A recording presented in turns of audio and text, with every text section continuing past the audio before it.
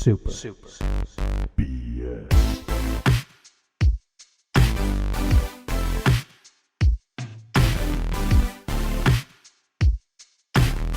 What's up, Super BS and Topicocalypse fans? This is an interview straight from the ground at E3 2021.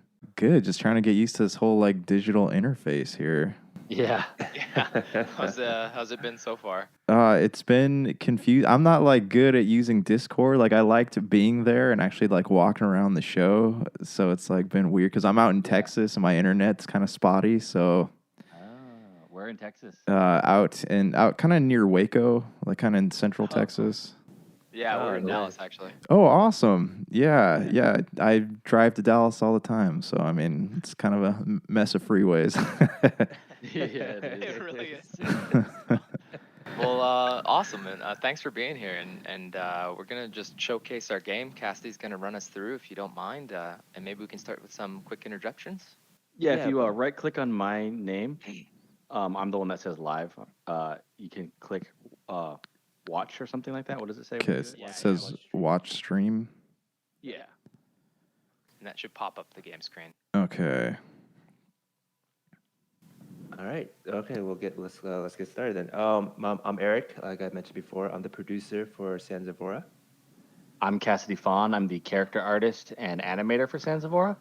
And I'm Michael Shistik. I'm the art director. So today we're going to specifically be checking out one level, and I'll kind of give you a quick overview of what Sands of Aura is.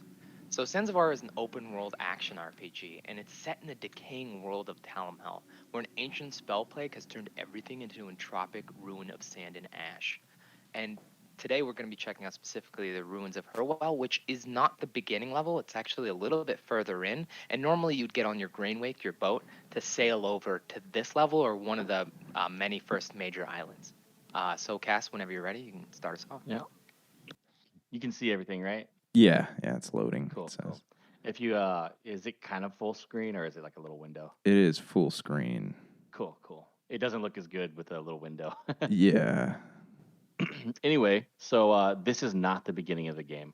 There's an island that you start at, and there's a town there and everything. But for the demo, we have you starting here, so we left some gear so that you can kind of be have a chance at survival here.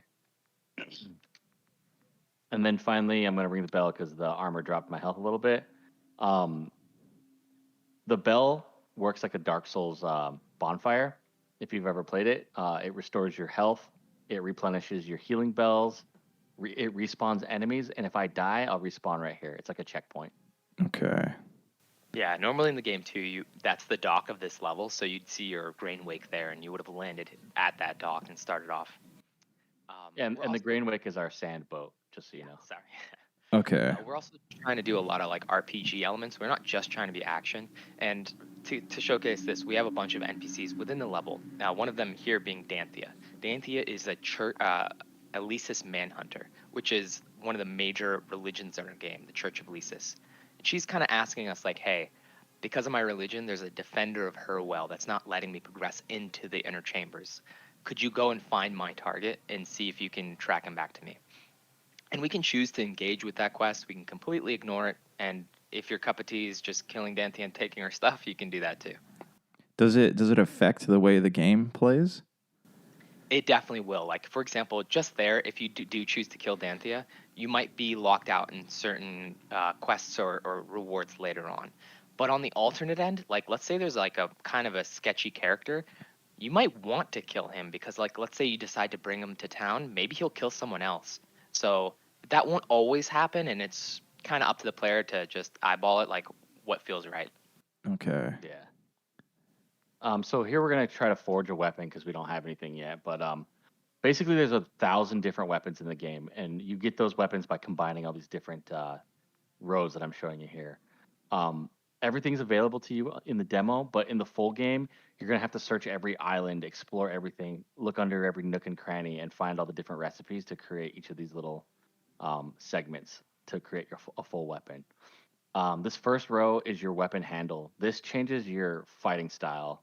Do you have any preferences in what type of weapon you'd like to see? I'm more of a one-handed weapon kind of person. Like, do you like to stab or do you like to slash? I like to slash. Okay, this is gonna be the first time we've done it's a one-handed gonna slash. be- Yeah. Everybody wants to do like the dual wield or the glaive, honestly. I'm just keeping it simple, you know. Yeah, thanks for choosing that one. Yeah, It's yeah. actually a really cool weapon too. It's so. really strong. The second row is the part that you hit people with. You got maces, you got swords, you got axes, you got daggers, you got great swords, and they're not only just the look of the weapon. They're also come with little perks too. The dagger attacks a lot faster, but it does less damage. The great sword does more damage but attacks slower, and the mace has a wider range of damage, and the axe has a more critical hit damage. So, what do you like? Swords, maces, axes? Let's do swords. All right, a regular sword or a great sword? Great sword. All right, cool. These might It's look gonna make it a little slower, but it's gonna hit harder. So, this third one is the pommel. This is the little ball weight thing on the end of your sword. There's 30 plus of these right now, so Michael's gonna help me pick them, but I'm gonna give you some examples of what they do. For example, one of them is called spawn projectile, and when you're hitting enemies, there's a small chance that you'll spawn an AOE of daggers that shoot out from you. Another example would be double-edged, where it does more damage every hit, but it also hurts you to use it. So, what do you think, Michael? What are we doing here? Josh, you want to have a broken build, a weak build, or something in the middle? Let's do something in the middle. The best of both Okay. worlds here. Let's try. Oh, actually, yeah, hemorrhaging would be great right there. Okay. Basically, hemorrhaging, it does like a damage to enemies while they're moving. So it's like I make them bleed, but if they start running, it starts hurting them. So it's Okay. a pretty interesting build. So finally, we have the codex, and this is basically the style in which your weapon's forged. So think of it like a classic European style of swords versus an Asian style of swords. Um, an example of this is like the Hashari here. They're an insect race in this game, and our sword is going to reflect that style, so it's going to look kind of insectoid. Warriors will be more of like the classic European style. So Michael's going to help me pick this one too. Not only does it change the look, but it also gives you a perk as well. Hashari, for example, you deal more damage the lower your health gets. So what do you think, Michael? I mean, we haven't picked Hashari's sword, and we've been talking about it quite a bit, so let's just go. Okay, cool. Hashari. All right, let's craft it. And then I'm going to upgrade it a few times to make sure that I'm strong enough for this level. And then finally, I'm going to equip the weapon, and behind Danthea, we found this Fire Spellblade gem. Basically, what this does after you throw it into your weapon, you can activate it, and then you can dodge, and this causes a firewall that you can cook enemies in. You can block while it's activated, and every time an enemy hits your block, it causes an AoE explosion. And then lastly, when you hit an enemy with it active, it will light them on fire and do fire damage over time. Yeah, I forgot we picked great sword, so like. Yeah, it's so big. It looks It's ridiculous. ridiculous. And Just there's a drag it. couple. There's a couple of pretty ridiculous combinations. Like there's an anvil hammer, and you can do like a one-handed stabbing anvil hammer. Yeah, it's really funny. I got a question. So your fire, can you burn yourself on it, or are you free to No. like? Okay. Yeah. But if you fight an enemy that has this ability, because there's some enemies in like some of the NPCs have spell blades, and they can use that ability, and if you're standing in their firewall, it will burn you. Okay. Right. So one of the things you can notice too. So let me describe some of the UI. Nice parry, dude. Thank you. Some of the UI elements. So on the bottom left, there's that whitish bar. That's your health. On the bottom right, there's that yellow bar that's draining when he runs or dodges. That's the stamina bar. And then there's a half crescent blue bar that it's draining whenever he makes attacks. And think of that like a durability or a second stamina bar. And the reason that's there is twofold. One, we want players to kind of go in and out of combat as you're making swings. You do have to think about when you have to get a pause to come out and try to cleanse your weapon. We want that to be like a dance, that you're not just kind of hacking and slashing, that you are thinking of your timing. The other thing it does is like the pommels, a lot of the pommels can correlate with cleansing, like sneak attack, for example, or sneaking rather. Whenever you cleanse your weapon, there's you can go invisible for 5 seconds and kind of pass enemies or get backstabs and things like that. Okay. And just to continue on here, we have a Lara as well. She's another NPC that you can find in the level. She's the defender I was talking about earlier, and she's kind of giving us a warning, like, hey, you can peruse her well in the gardens, but don't touch anything, or there's going to be hell to pay. And as players, we are touching stuff, so it's probably not going to be good for us. The sword is actually quite good. Yeah, you're trucking. I know you're getting a wide sweep there. Do any of the NPCs are there like side quests in this game, or are they all just kind of there to help you along the path? Oh, definitely. Like almost all the quests, like the main quest, even with that, we're trying to be not intrusive, that you can kind of go wherever you want and do whatever you want as much as possible. So outside of the main quest and ending the game, all the side quests are optional. Like you can completely ignore Danthea. You can completely ignore any enemies or NPCs that you want. Okay. Dude, you're getting really good on You're those. real good at that. So there is if you on the controller, if you tap left trigger or hold left trigger, it's blocking or parrying, and the timing is kind of ridiculously hard. Can you counter? Is there like a counter ability? Yeah, that's basically what that is. Like when you do it to a melee enemy, it will stun them, and then you'll get an opportunity to do critical hit damage to them. Okay. Yeah, thanks for bringing that up, Cass. So sometimes you might be noticing that there's yellow numbers or there's white numbers, and it's pretty simple. If you're hitting characters in the back, you're doing critical damage, or if they're stunned or staggered or in a weakened state, you'll do critical damage. The thing, though, is that they can do it to you, so you got to be really careful in exposing yourself. Cass, trying to get up there. Try to. You got two on the arrows, and the melees are a lot harder. Come on, get one. Yeah, there you go. So you'll be done, and then you can just slice them and dice them.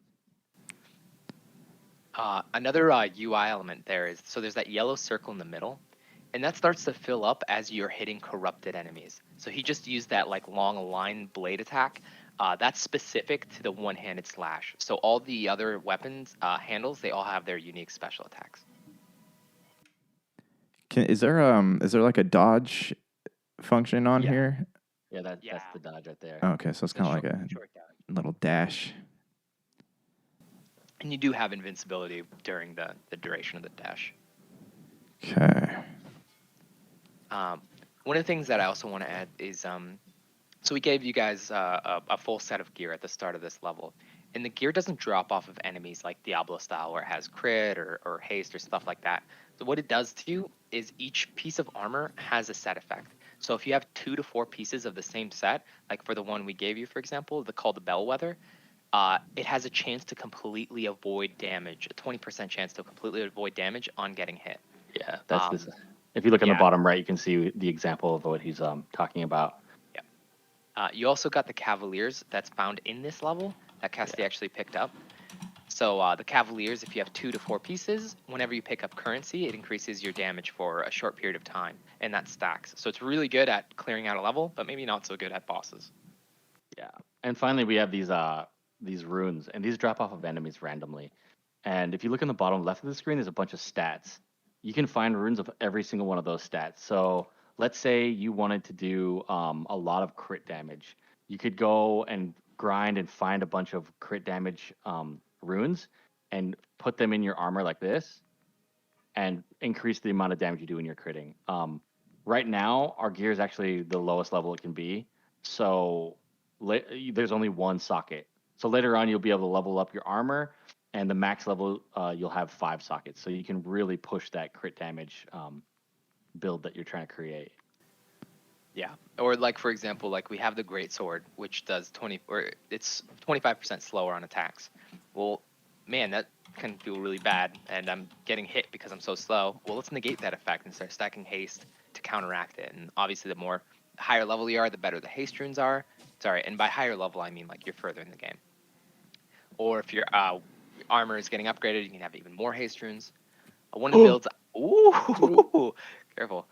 One of the example builds I like to give is like a Spellblade build. Like, let's say you really like Fire Spellblade. You can start really focusing on that by putting all your runes into Spellblade damage. And then there's the Ferrum set is another armor set in our game, which there's a chance on hit that it'll automatically proc Spellblade. There's also a talent tree where if you get a talent point into it, you can have the cooldown of Spellblade. So all of a sudden, you're doing Spellblade all the time, and you're front-loading all that damage into the one style. So would that be like a skill tree, and then that kind of balances out some of the weaker, I guess, weapons and armor sets. Yeah, absolutely. And I think we'll take a look at that skill tree on the journey back to the lamp. We'll give you a little look at that. Cassidy also just kicked down a ladder too. We do really like the level design of like a Dark Soulsian style game, and where you're not only combating the enemies within the level, but you're kind of fighting the level itself. So you have the bells on your bottom left, that limited healing resource, and you're trying to see if you can get to these like checkpoints in a reasonable amount of time without dying. Oh my god, that's so much Jesus. damage. Well done. Thank you. That was that looks smoother than it usually turns out. Yeah, we're also just checking out maybe like 40 to 50% of the level of Herwell, and we really hope that you can kind of hop in yourself whenever you have a moment and kind of check out the whole thing, do the quest if you'd like to, and see the boss for yourself. Okay. I'm gonna go ahead and upgrade the weapon one more time. So it's like a forge that you're at right now. Yeah. But yeah, Okay. in the main game, you'll like we kind of put everything here on the forge and Danthea, but in the main game you will have to find NPCs that like help you kind of socket your runes or unsocket your runes rather, for blessing yourself. So this is the talent system, or for upgrading your weapons and armor. Yeah, this is the skill tree that Michael was talking about earlier. And remember how he was talking about the different gear sets? Yeah. We have a 2 set of the Cavalier and 2 set of the Bellwether. An example of what this can do is this perk right here at the end game. You would get to use both of those sets as if they're fully like 4 set. And the pommels too. Like you'll have a secondary weapon. You can use both pommels at the same time, but you're not using both weapons at the same time. You're only using one or the other, but they're both active at the same time. Okay. But right now we have the basic stuff, increased damage, increased armor, increased proc chance. The proc chance one is like for the pommels, really. When you have a pommel that has a chance to proc, this will increase that. So I'm going to pick damage because, that's what everybody does. Yeah, if you find scrolls of Lysis and currency, those are the things that let you actually go further down the tree. I'm going to go ahead and try my luck against the boss. I wish you luck, friend. You did not ring the bell against. You just have the No, three. I'm going to try to just make it. Okay. Okay. We're running out of time here. We've got Little 7 minutes risky. left. All right, so we've made it to the inner chamber of Herwell. This is where the boss fight is, and here we have Alara again. She's kind of dispatched and is currently holding hostage the last grave robber that's in Herwell, and she's not really distinguishing us from men. So we're gonna wish Cassie the best in luck in trying to stop her. All right. I never realized how gruesome that scene is around her. Those dead bodies. I think we've seen it so often. It's just like they're chilling, they're sleeping. Desensitized. Oh my God. So yeah, we really do want to focus on these elements of like reading the animations of the enemies and the bosses specifically, like making sure you're timing the attacks and know when to go in and kind of find an attack of opportunity. No, Alara, no. Oh, I'm nope. dead. Oh, you're Oh, not. no. Let's say one more attempt. Yeah. So We got time. can the bosses heal themselves, or is that just like once their health is down, that's it? Really funny you mentioned that. So most bosses can't. Alara specifically, like as a Herwellian, a lot of the enemies and her ability is like more like a paladin like design. So she actually can. Her attacks are holy, and at a certain point in her health, she'll start to try to heal. Okay. But I think you meant something else, right? Like you were wondering if like she stays persistent, like if I do damage to her and I I'm come back sorry. later, yeah. her health would be the same. Okay. I It mean, wouldn't be like, the same. so yeah, like sorry. mid. No, you're good. Like mid fight though, can she like say you're like yes, got her down to her last quarter of health, and then she can like pop a potion or something, Yeah, or yeah. So yeah, she would do that, and that's. Cassie, I know what I'm doing. Yeah. Yeah. So Okay. she My would bad. heal. I misunderstood. But a lot of the bosses, like that's specifically her mechanic. A lot of the bosses probably wouldn't do that. But they might have other things where like at a certain percentage of health, they go into a different phase or start doing new attacks. okay. Yeah, you can also parry her if you're brave enough. I'm not. I've seen Cassidy attempt it a few times. It's risky. You're dodging her Yeah, it's attacks rough. pretty well. Yeah, he's doing. Oh, that's the okay, heal right the heal. there. Okay. Do you want to see it go off? My bad. So if you do enough damage, Cassie did the one-hand special and kind of immediately canceled out her heal with that damage. Okay. But if you don't do enough in time, she'll heal back like 50% of her health bar. Okay, so it's not the whole thing. No, but it is a lot. Yeah. Nice. And- Awesome. Good job, dude. Nice. Thanks. That was I- pretty easy with this weapon, I think. Yeah, I really hope you try it for yourself because he made that look way too easy. Yeah, no, I'm excited to jump into it. Awesome. So we saved Ackerman, and we'll ultimately have the choice with a lot of NPCs to bring them back to our home base of Starspire. And Ackerman, he's a grave robber. Like, how much are you going to trust him? So, like, that'll be one of the characters where you're like, do I want to bring this guy back? I don't know, but he is offering me this sweet new reward, so maybe. Do they like wreak havoc on your home base if you bring them back and they end up being like a jerk or something? Yeah, exactly. They If very well can be, yeah.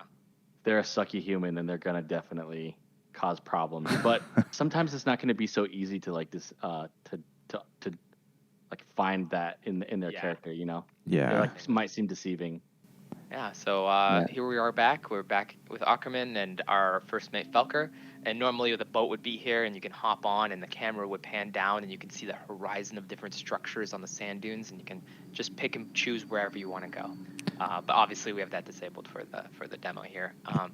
If you have any last minute questions, and please feel free to ask because we have a few minutes left. So the story, like what is the main story in the game?